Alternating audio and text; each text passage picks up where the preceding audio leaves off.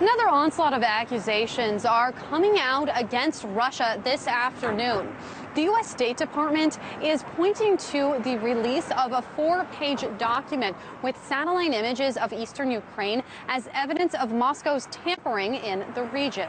These images reportedly show signatures of self-propelled artillery being fired over the Russian border, along with craters on the Ukrainian side, matching the trajectory of that rocket fire. The images are attributed to the U.S. Director of Intelligence, though they have not been independently confirmed for veracity.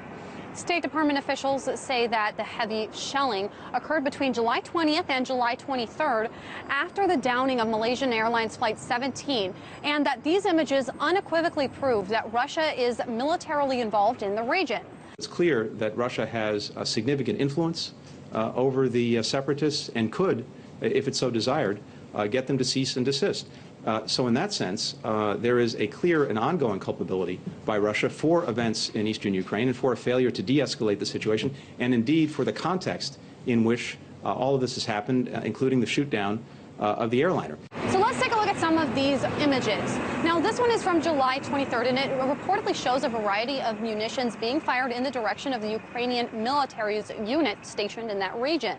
The document says that this type of artillery is only in the possession of one military in the region, and that is Moscow's. This image shows the before and after satellite images of an area that is riddled with craters in eastern Ukraine from rockets with the ability to travel over 7 miles. And this one shows the trajectory of another series of shellings which reportedly struck a local village. Today at the State Department, spokeswoman Jen Psaki said this about these satellite images. We felt it was important to put this information out publicly. It shows engagement by the separatists and with support of Russian artillery in this effort. As you know, we've been concerned about that engagement and that escalation, and this provides a further example of that. However, the timing of this document's release comes into question, along with where the images originally came from. Here's what spokeswoman Psaki had to say about those questions. Well, we wouldn't have put them out publicly if we didn't feel confident about the accuracy.